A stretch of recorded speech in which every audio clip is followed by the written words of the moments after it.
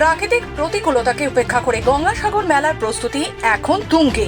শুক্রবার থেকে দক্ষিণ চব্বিশ পরগনার বিভিন্ন অংশে বৃষ্টিপাত শুরু হয়েছে, যা মেলার প্রস্তুতিতে সাময়িকভাবে কিছুটা বাধা সৃষ্টি করলেও প্রশাসনের তৎপরতায় কাজ থেমে নেই। গঙ্গাসাগর মেলার অস্থায়ী স্নানের ঘাট, অস্থায়ী ঘর, ওয়াচ টাওয়ার এবং অন্যান্য প্রয়োজনীয় স্থাপনার কাজ চলছে জোর কদমে।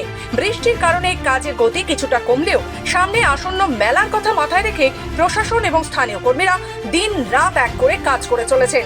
কপিল মুনির আশ্রম চত্বর, নদী বাঁধের চারপাশ এবং মেলার মূল স্থানগুলো সুন্দরভাবে সাজিয়ে তোলার জন্য নিরলস প্রচেষ্টা চালাচ্ছে প্রশাসন।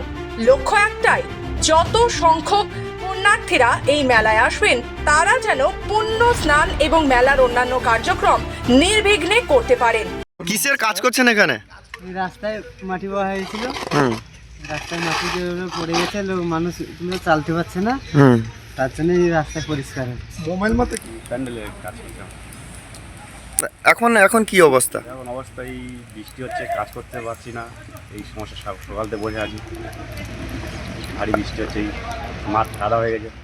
প্রসঙ্গত প্রতি বছর মকর সংক্রান্তির সময় গঙ্গাসাগর মেলায় দেশ বিদেশে থেকে লক্ষ লক্ষ পুণ্যার্থী আসেন, তাই তাদের সুবিধার জন্য অস্থায়ী ঘর থেকে শুরু করে স্যানিটেশন, নিরাপত্তা এবং যানবাহনের ব্যবস্থার কোনো ঘাটতি রাখতে চাইছে না প্রশাসন।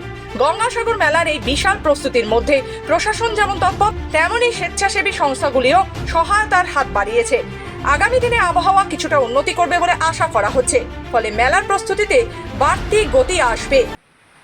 সত্যি কথা বলতে কি যে এই প্রাকৃতিক বিপর্যয়টা এমন একটি সময় হয়েছে যে আমাদের কাজের অগ্রগতি একদম থামিয়ে দিয়েছে। কাজের গতি থামিয়ে দেওয়ার সাথে সাথে আপনারা জানতেন যে গঙ্গাসাগর মেলার যে সি বিচটা অত্যন্তভাবে নদীর কোরাল গ্রাসটাকে নষ্ট করে দিয়েছে। সেক্ষেত্রে আমাদের মাটি ভরাট করে সেই জায়গাটাকে পুনরুদ্ধার করতে হবে এবং সেই পুনরুদ্ধার করার পর মেলার যে যাবতীয় ইনফ্রাস্ট্রাকচার সেখানে তৈরি হবে। অর্থাৎ জমির জল যখন জমিতে জমে যাচ্ছে তখন এলাকার ভেতর থেকে মাটি আনতে প্রচণ্ডভাবে কষ্ট পেতে হবে। 3-4 দিন কমপক্ষে এই কাজ বন্ধ হয়ে যাবে। দক্ষিণ চব্বিশ পরগনা থেকে রবীন দাসের রিপোর্ট, খবর বাংলা।